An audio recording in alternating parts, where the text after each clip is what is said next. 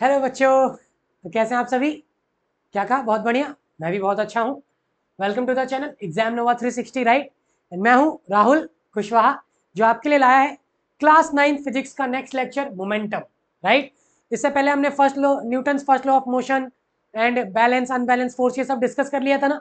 Okay, चलिए pen paper उठा लीजिए और मेरे साथ पढ़ना स्टार्ट कीजिए एंड मैं पढ़ाना स्टार्ट करता हूँ। आइए, ठीक है। तो बच्चा लोग, अब जो आपका लेक्चर है वो है मोमेंटम, ठीक है। मोमेंटम का सिंबल होता है पी, ठीक। It is defined as the product of mass and velocity है। ये क्या बात हुई सर? ये क्या बता दिया आपने? It is defined as the product of mass and velocity. तो मोमेंटम, इसका मतलब सिंपल सा है, मास का मल्टीप्लाई कर दो किसके साथ? वेलोसिटी के साथ। लो, momentum equal to mass into velocity. तो P equal to M V. ऐसा यूनिट क्या हो जाएगी बच्चा लोग? केजी मीटर पर सेकेंड। एम का केजी, वेलोसिटी का मीटर पर सेकेंड। सर ये क्या रूखा सूखा बता दिया? मोमेंटम है क्या ये तो बताइए ना। चलिए देखिए, देखते देखते, ठीक है। अब मान लीजिए कोई विंडो पेन है, विंडो खिड़की, शीशे की खिड़की है, राइट। आपने एक पत्थर उठाया और उसको ऐसे करके मार दिया, राइट। पत्थर क्या पूरा कांच तोड़ देगा, राइट। फिर आपने उस कांच के सामने ऐसे करके एक बुलेट रखा, गन रखा, ऐसे करके फायर किया। अब बुलेट इतनी तेजी से निकलेगी कि वो कांच के आर पार चली जाएगी एक होल बनाकर, राइट। चलिए ध्यान से सुनिए। मान लीजिए एक कार है, उसका ब्रेक फेल हो गया, तो सामने एक पेड़ है, गया उससे टकराया, रुक गया, राइट। अब मान लो किसी ट्रक का कार फेल हो गया और स्पीड उतनी है जितनी उस कार की थी, तो पेड़ को भी तोड़कर आगे निकल जाएगा। तो मोमेंटम, मोमेंटम क्या क्या मतलब है? जैसे मान लीजिए किसी को रोकना है, किसी को चलाना है, तो आप कितना फोर्स लगाएंगे, राइट। अब कैरम खेलते ना आप लोग, अब कैरम में मान लीजिए कि जो 10 या 20 की जो गोटी है वो एकदम वहां एकदम होल पे एकदम अटकी पड़ी है, तो आप बहुत प्यार से उसको स्ट्राइक करते हैं ताकि जाके बस टच कर दे। तो मोमेंटम क्या है? आपने धीरे लगाया ना, धीरे लगाया ना, राइट। तो देखकर हिसाब किताब लगाकर आप मोमेंटम कितना लगाएंगे, राइट। एक तरह का फोर्स ही कह सकते हैं, लेकिन फोर्स है नहीं है। आप क्या करेंगे उसको? मोमेंटम आपने कितना दिया, राइट। किसी को फ्लिक करना है, या फुटबॉल को कितना मारो कि भाई यहां से बस 10 कदम ही आगे जाए, राइट। क्या मेरे पार्टनर तक ही पहुंचे, और तेज मार दूंगा पता चले पीछे वाले पे चला जाए। तो mass into velocity is known as momentum. क्या कहलाता है बच्चे लोग? Momentum, right. मोमेंटम कैसे? अब मास कम है, वेलोसिटी ज्यादा, तो भी मोमेंटम मल्टीप्लाई होगा, जैसे बुलेट का होता है।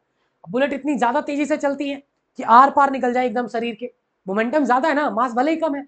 10 ग्राम की बुलेट इतनी तेजी 330 मीटर पर सेकंड की स्पीड से फायर कर दो, तो मोमेंटम ज्यादा होगा ना, राइट। अब साइकिल का ब्रेक फेल हो जाए तो सामने आपका दोस्त ऐसे लगा के रोक देगा, राइट। अब कार का फेल हो जाए तो ऐसे थोड़ी रोकेगा, क्योंकि उसका मोमेंटम ज्यादा है। उसका मोमेंटम ज्यादा है तो उसको रोकने के लिए आपको बाहर मान लीजिए एक सैंड बैग्स की पूरी दीवार बना दीजिए, सैंड बैग्स लगा दीजिए बहुत सारे, वहां से कार आएगी, टकराएगी, रुक जाएगी। ओके, तो ये है बच्चा लोग आपका मोमेंटम। लिखना चाहते हैं तो लिख लीजिए, अदरवाइज मैं इसे मिटा देता हूं, क्योंकि यहीं से हम प्रूव करेंगे Newton second law of motion. Okay, मिटा दे। आइए, तो बच्चा लोग यहीं से आता आपका Newton second law of motion. Newton second law of motion. लो भैया आ गया मोशन।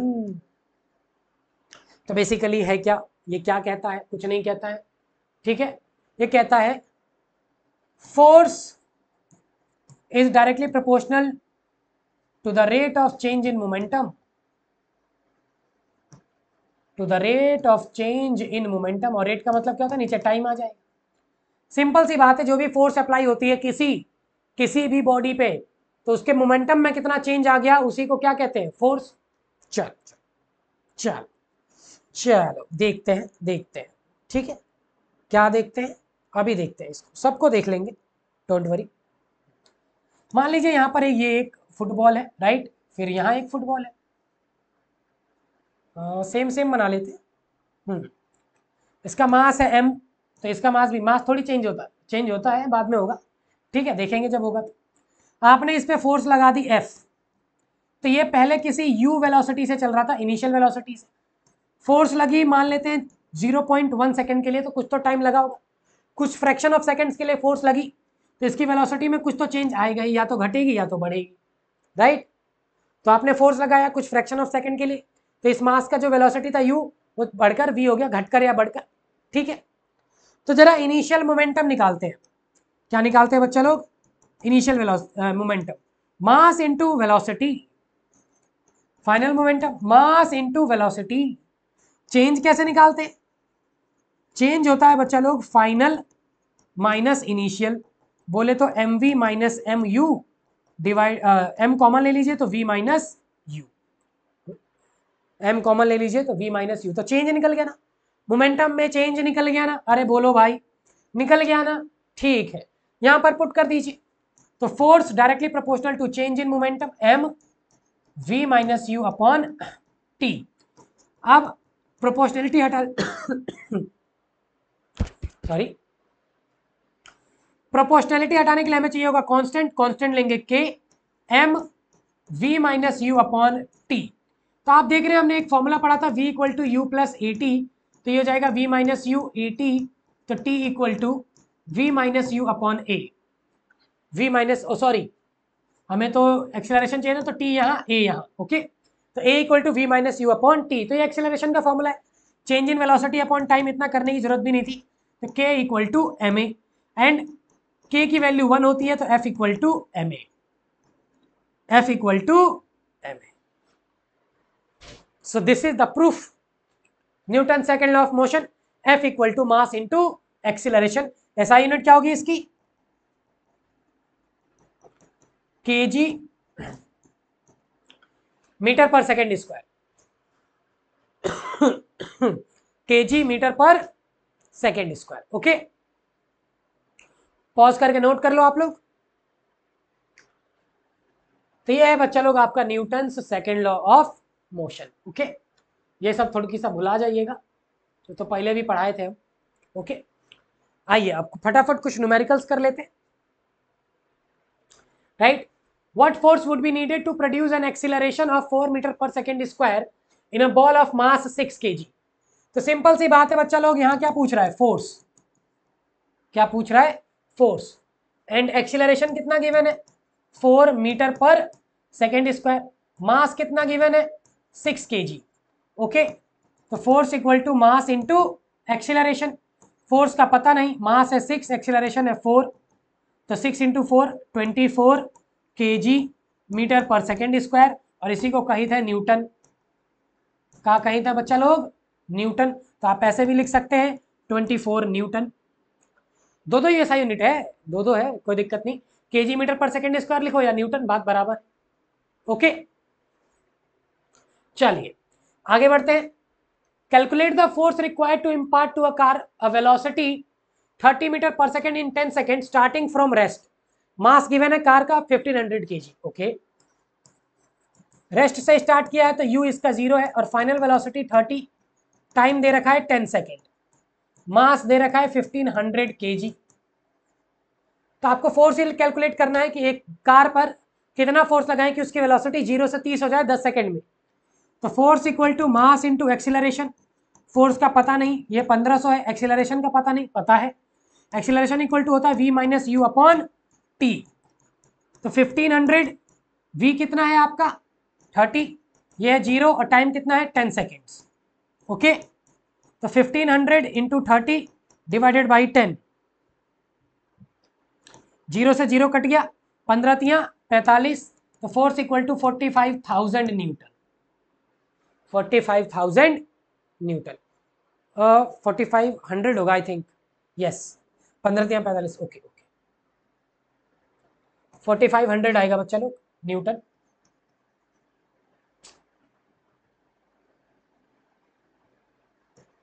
Newton, okay. नोट करना चाहते हैं तो कर लीजिएगा। Next, a force of 5 Newton gives a mass m1 and acceleration of 8 meter per second square and a mass m2 and acceleration of 24 meter per second square. What acceleration would be if both the masses are tied together? Okay, देखिए क्या कह रहा है। एक मास है m1, इस पर कोई फोर्स लगी, कितने न्यूटन की? 5 न्यूटन की। तो इसका एक्सेलरेशन कितना आया? 24 सॉरी 8 आया है पहले, 8 मीटर पर second square. Okay, what acceleration would be if both the masses are, and दूसरे m2 पे इसमें फोर्स लगाया 5 न्यूटन का, तो इसका एक्सेलरेशन आया 24 मीटर पर सेकेंड स्क्वायर। अब दोनों मासेस को एक साथ बांध दिया जाए, ये रहा m1 m2 और सेम फोर्स लगाया जाए 5 न्यूटन का, तो एक्सेलरेशन बताइए। क्वेश्चन समझ गए ना? तो भाई पहले तो मास निकालना पड़ेगा, तो F इक्वल टू होता है ma, F इक्वल टू होता है ma, तो ये 5 m1 equal to 8, m1 equal to 5/8 kg। Okay, F equal to m2 a2, ये 5, m2 का आता पता नहीं, ये 24, तो 5/24 kg। ठीक है, यहाँ पे टोटल मास कितना हो जाएगा? F इक्वल टू ma, ये 5 है, और ये हो जाएगा m1 प्लस m2 इंटू ए। तो m1 कितना है बच्चा लोग? 5/8, एंड m2 है 5/24 इंटू ए। ओके, आप देखिएगा 5 आप कॉमन ले सकते हैं, तो इसके बाद 5 से 5 मर जाएगा, इस 5 से ये 5 मर जाएगा। ओके, देन यहां पर आएगा आपका 1 इक्वल टू, एलसीएम लेंगे आप 8 और 24 का, तो एलसीएम 24, यहाँ पर 3 और यहाँ पर 1 इंटू ए, तो 4/24 इंटू ए। ओके, तो 4, 1 एंड 6, 6 इधर चला जाएगा, 6 मीटर पर सेकेंड स्क्वायर एक्सीलरेशन। तो एक्सीलरेशन कितना है बच्चा लोग? 6 मीटर पर सेकेंड स्क्वायर। ओके, ठीक है, नोट करना चाहते हैं तो कर लीजिए पॉज करके। चलिए आगे बढ़ते हैं, अब आते हैं Newton's third law of motion, hashtag Newton's third law of motion. क्या कहता भाई? ये कहता है every action has equal and opposite reaction. बस इतनी सी बात कहता है, बहुत छोटी सी बात कहता है, every action has equal and opposite reaction. कहने का मतलब यह है कि अगर आपने किसी पे 10 न्यूटन का फोर्स लगाया, तो वो भी पलटकर आप पर 10 न्यूटन का फोर्स लगा देगा। ठीक है, हमेशा पेयर में एग्जिस्ट करेगा। Force always exist in pair. Action और रिएक्शन साथ होगा ना। जैसे मान लीजिए ये दीवार है, आपने ऐसे करके इस पे एक्शन किया, मुक्का मारा, तो ये पलट कर आपको मुक्का मारेगा ना, तो ये रिएक्शन। तो एक्शन रिएक्शन हमेशा पेयर में काम करेंगे बच्चा लोग, और डिफरेंट बॉडीज पे काम करेंगे। एक्शन दीवार पे हुआ, रिएक्शन आप पर हुआ। अब इसको थोड़ा सा फील करने के लिए हम बढ़िया बढ़िया एग्जांपल लेते हैं। चलिए देखिए, चलो सबसे पहले तो यहाँ एक दीवार बनाते हैं। क्या बनाते हैं बच्चा लोग? दीवार। ठीक है, कैसे बनाएंगे दीवार? ये रहा, इसको ले लेते हैं, यहाँ पे बनाते हैं दीवार। आप इसमें ऐसे ऐसा करके बनाते हैं, देखिएगा क्या दीवार बना हुआ।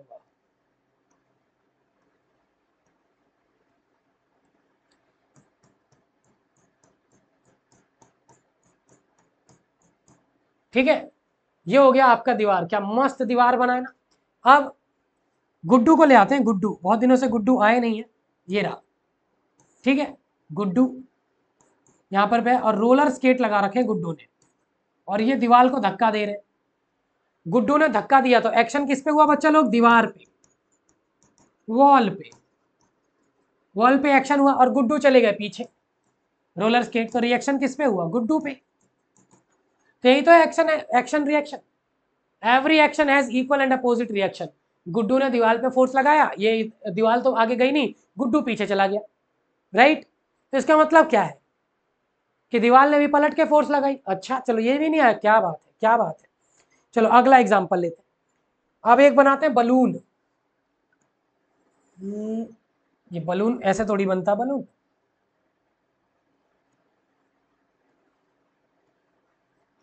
ठीक है। हाँ, अब इस बलून में हवा भरी है और हवा को आपने निकाल दिया, राइट। तो हवा ऐसे करके इसमें से निकलेगी बहुत सारी, और हवा नीचे निकलेगी, हवा नीचे निकलेगी। तो आपका एक्शन कहाँ हुआ? एक्शन हो रहा है नीचे, अब बलून जा रहा है ऊपर, तो ये हुआ आपका रिएक्शन। एक्शन हुआ नीचे, बलून गया ऊपर, तो यही है एक्शन रिएक्शन। ठीक है, ऐसे करके तो पंछी भी उड़ते हैं, जितने बर्ड्स होते हैं ऐसे करके उतना ही एयर में मारते हैं ना फाट, जितना जितना एयर डिस्प्लेस करते हैं, राइट, इसी तरीके से उड़ते हैं। ओके, आर्किमिडीज प्रिंसिपल का यूज करते हैं, वो भी पढ़ाएंगे, आर्किमिडीज प्रिंसिपल भी पढ़ा देंगे, आप चिंता मत करो। या हम चलते कैसे हैं, राइट, चलते भी तो इसी तरीके से हैं, ये रहा। ठीक है, जब आप चलते हैं तो आप पैरों से फोर्स लगाते हैं पीछे की तरफ और फिर आप आगे मुड़ जाते हैं, राइट। तो एक्शन होता है इधर और रिएक्शन होता है इधर, मूविंग फॉरवर्ड। ये एक्शन रिएक्शन ना हो तो आप चल भी ना पाए, राइट। आगे बढ़ना, ये आगे जा रहा है, इसको ऐसे कर देते आगे, आंख नाक बना देते हैं थोड़ी सी। ओके, एक्शन रिएक्शन यहां भी होता है, तो आप धरती को पीछे धकेलते हैं, धरती आपको आगे धकेल देती है। कई सारे और भी एग्जाम्पल्स हो सकते हैं जो आप सोच सके, राइट। तो यहां पर आपके न्यूटन्स लॉज ऑफ मोशन खत्म होते हैं। थैंक यू एंड पढ़ाई करते रहें। All the best.